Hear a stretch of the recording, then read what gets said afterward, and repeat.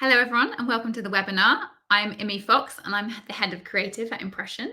And today we're going to talk about the role of creative in performance marketing. So we often see with our clients a number of challenges, one of them being that brands can often forget the impact of creative. It can be very easy to focus on the media mix or what the channels are doing or where the budget is going, that we can often forget and neglect the creative, and we can just pull something out of the bank.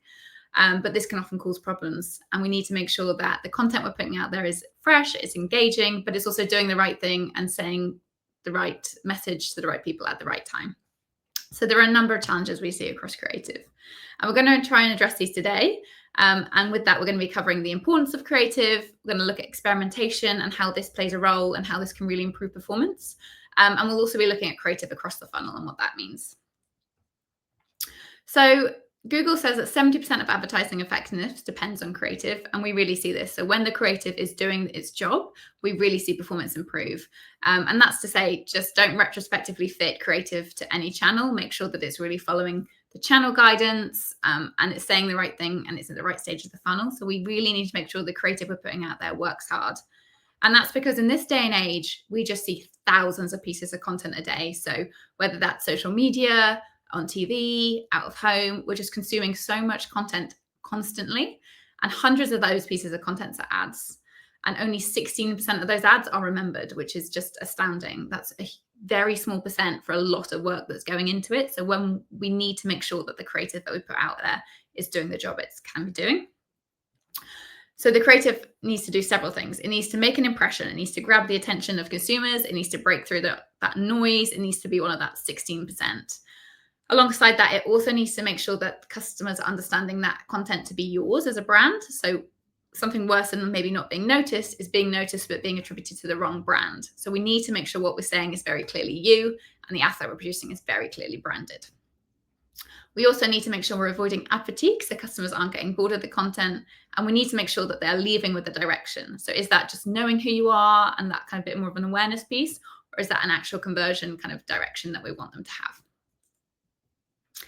This is a really great example of why creative is important. So if you kind of take the product out of the creative, all four of these are very similar. They do very similar jobs. And without the creative, you wouldn't know what they actually did specifically. So some of them are headphones and some of them are earplugs, but you wouldn't know the brand and you wouldn't know their kind of USP without the creative.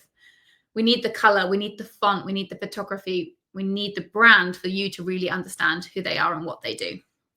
And it makes a difference. So creative is super important to really help signpost the customers. However, what we're seeing across the landscape is that brands at the moment are quite risk averse. They're comfortable doing what they know and they're staying in their safe space. We also have quite a lot of opinions that come in because creative as itself can be quite subjective. So we need to make sure that we're not being over influenced by opinions and we're not underinvesting in insight-led creative. And this is because as a department, creative touches lots of channels. So it can be live on social media, both in organic and in paid. We've got strategy playing a role, talking about the personas and the messaging.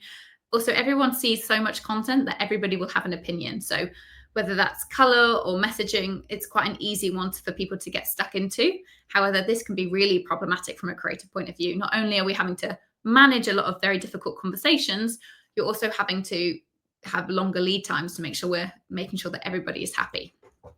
When this happens, we really like to make sure that we're leading with data because that's the only way we're going to actually get the best performing assets. So where someone might come to us and say, well, I actually like this color, but my boss likes this color. We don't need to add a third opinion and say our preferred color because that's really not helpful. What is helpful is saying, actually, if we look at previous history and we look at the data we've got, we can see that light backgrounds actually perform best with your customers. So although you might prefer that color, this color actually is the best performance. And that really makes those kind of conversations easier and allows quicker turnarounds for assets because we're taking the subjectivity out of it. That's why we often say that experimentation is the creative superpower because it has such an important role to play and makes those conversations much easier. Another thing to really avoid is being too risk averse. So when we tend to play in these very clear channels. We keep it quite safe. And what that can mean is we're just not getting the best asset. We're not producing the best performing content. Also, we might just be boring customers. So we really want to make sure that we are diversifying. We're trying different types of content, different messaging. What's the concept? What's the flow of the story? What's the arc? There's lots of different things that we can experiment and explore that allow us to get that best performing asset. So being too risk averse and playing it too safe can have a massive impact on performance. And we can really see that winning ads is a volume gain. So this is just a couple of examples of brands that have a huge amount of volume out there.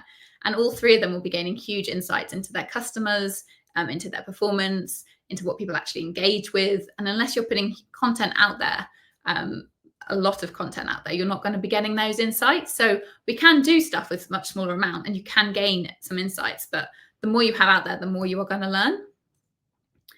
And that doesn't just mean that we want to test different messages and stories. We can also be testing the format. So UGC works super well for some brands, but actually isn't that great for others. Carousels and statics might be better. So again, it's not just the storyline, but also the format that we're testing. And this can have a huge role.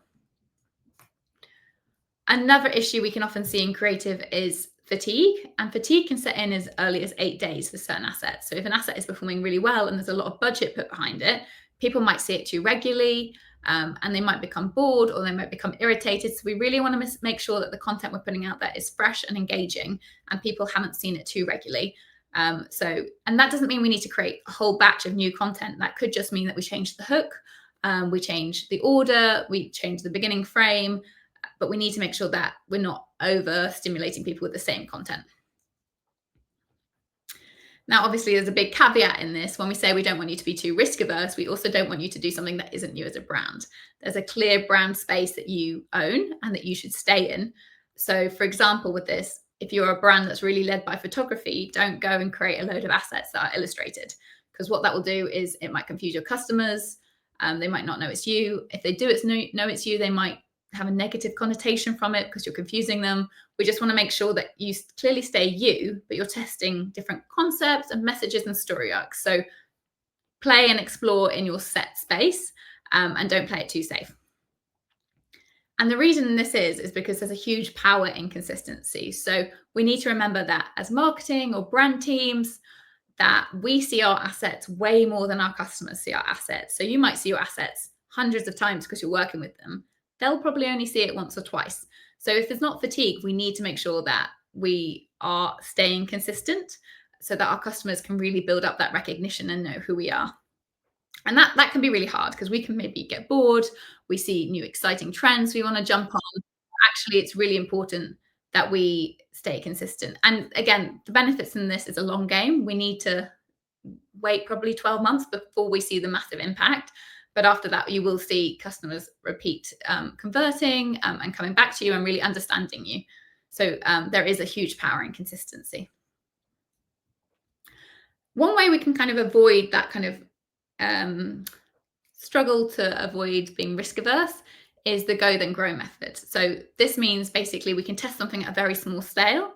And if it's doing well, then we can take it that bit further and put more budget behind it. We can maybe expand it to other channels. But if it doesn't do well and it's not performing, then we can stop it before it gets too big. A really great example of this is Coors Light, who were advertising out of home at a baseball game. And the ball was hit really hard and it hit the advert and it took out a pixel. Now, this obviously went viral, very newsworthy, very different, something kind of funny. And they jumped on that trend.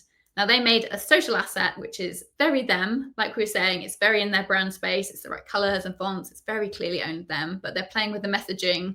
They've taken that pixel away on the can, and they tested the performance of it. Now, this actually performed really well and it went viral. So they then took it that step further and they made a limited edition can. These then sold out and they took it further and they did some more adverts with it. However, if it hadn't done well at the social post point, then they probably wouldn't have taken it further. But that's kind of that small steps just to see how it performs and then growing with it.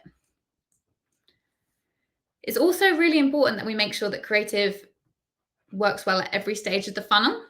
So at that kind of top line, that awareness, we can't just put kind of a conversion level asset. We need to make sure that we're kind of talking to them what they want to hear. So at the kind of awareness level, people are not often ready to buy, but they want to know who you are as a brand. They want to know what you offer. They want to know why they can identify with you and what you do for them. So it's really important that we're telling that much bigger story piece here. Then we're moving down to consideration. And again, people are never really ready to buy at this point, but they really want to understand, why are you better than your competitors? What are your benefits? And are you trustworthy? So we need to make sure that we're signaling all of these things to customers. And then finally, when they are ready to buy at that kind of conversion level, we need to make sure we're doing everything we can to easily move them through. Now, one of the things we see with clients is that they put a lot of budget and they have a lot of assets at that kind of bottom of the funnel conversion moment. And although that is important, it's the easy road to take. And we need to make sure that we're also putting budget at the kind of middle of the funnel and the top of the funnel, because we also need to make sure we're moving customers down. Now, it's easy to understand why you would put so much budget at a conversion level, because it's easier to see the ROI, but we need to make sure we're capturing as many customers as we can at the top and really helping sell the story so they can kind of engage with us and they really understand and they come back and they're repeat buyers and they become more loyal. So telling that top level story is super important. However, it's very similar to the power of creativity consistency. It's a long game. You're not going to see the results immediately, and that can be quite hard because you have to prove things to stakeholders. But in the long term, you're going to see massive benefits from putting budget at a much higher level on the funnel. Because ultimately, you can't convert people who don't know you. So we need to make sure we're moving people down. And again, there's great data that backs this. We can see that customers who have higher awareness and understand the brand just convert easier. So actually, your conversion levels are going to be better if you are putting more budget up at the funnel. We actually see that the best performance and the best kind of breakthrough moment happens when you've got kind of these three criteria working together. So when you've got a brand with a very clear price and position, they've got their value proposition, they know their direction. When you've got also alongside the campaign, so that maybe that top level messaging, that bigger picture thinking is very clear. And we've got that performance marketing where we're exploring and we're testing and we're learning new things. When those three elements come together is when we get the best performance and when we're seeing that breakthrough moment and customers are actually really connecting. So we really want to make sure as a brand you have all three of these and they're all working really hard together. Now, that being said, we know that there are very kind of maybe clear rules or best practices of what works better at a kind of conversion level versus an awareness. We actually do see that sometimes some of the awareness assets work really well at a conversion level. And that's because in this day and age, people just want to be entertained, they want to be engaged, and they want to see new things. So although we say that there's some very clear best practices, do make sure that you're testing and exploring across the funnel as well to make sure you're actually getting the performance you need. So thank you for joining the webinar today. And if you have any questions or want to talk about anything further, do fire across or connect with us on our socials.